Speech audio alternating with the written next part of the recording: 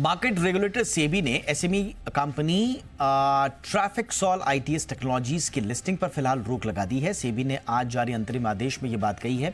सेबी के आदेश के मुताबिक ट्रैफिक्सॉल के डीआरएचपी यानी कि आईपीओ की अर्जी में दिए डिस्क्लोजर की जांच होगी। तब तक बीएसई को आदेश दिया गया है कि इशू की लिस्टिंग नहीं की जाए। पूरी खबर डिटेल से समझते हैं हमारे वरिष्ठ सहयोगी ब्रिजेश कुमार से। मार्केट रेगुलेटर सेबी ने ट्रैफिक्सॉल आईटीएस टेक्नोलॉजीज की जांच के आदेश दिए हैं। सेबी ने अपने अंतरिम आदेश में कहा कि कंपनी ने डीआरएचपी दाखिल करते वक्त जो भी अपनी जानकारी दी थी उसकी जांच की जाएगी। उसमें जो भी डिस्क्लोजर दिया गया था उसकी तस्दीक की जाएगी कि वो डिस्क्लोजर सही है या नहीं है। तब तक जो कंपनी की लिस्टिंग है वो लिस्टिंग नहीं होगी। साथ ही निवेशकों से जो भी पैसे जुटाए गए हैं उसको एक अलग बैंक खाते में रखा जाएगा और उस पर ब्याज भी मिले, ये पक्का करना होगा बीएसई को।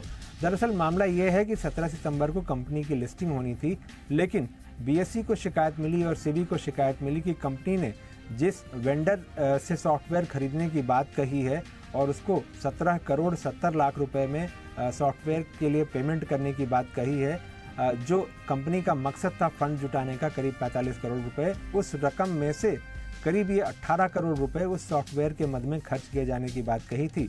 लेकिन सेबी को जो शिकायत मिली, बीएसई को जो शिकायत मिली, उसमें यह कहा गया कि जिस कंपनी से सॉफ्टवेयर खरीदने की बात कही जा रही है उसका वो शायद सेल कंपनी है, क्योंकि उस कंपनी का सॉफ्टवेयर का कोई एक्सपीरियंस नहीं है। उस कंपनी ने 3 साल के जो अपने वित्तीय खाते हैं, उस ऑडिटेड वित्तीय खाते, उसको आरओसी के पास नहीं जमा कराया था। साथ ही कंपनी की अपनी कोई वेबसाइट नहीं थी। कंपनी ने इसी साल जनवरी में जीएसटी का रजिस्ट्रेशन कराया था और जीएसटी का रजिस्ट्रेशन कराते समय जो है ये कहा था कि वो रिटेल कारोबार से जुड़ी हुई कंपनी है। तो इस बात पर आशंका जाहिर की जा रही थी कि कहीं ये शेल कंपनी तो नहीं है, क्योंकि कंपनी की जो क्षमता है सॉफ्टवेयर बनाकर देने की वो नहीं लग रही थी।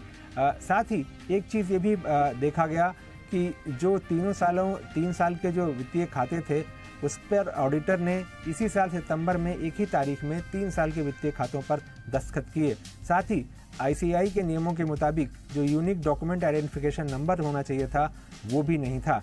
तो कई तरह के ऐसे सवाल थे जो शक पैदा कर रहे थे और इसी शक को दूर करने के लिए सेबी ने जांच का आदेश दिया है और जांच होने के बाद ही ये फैसला होगा कि कंपनी को लिस्टिंग की इजाज़त होगी या नहीं होगी।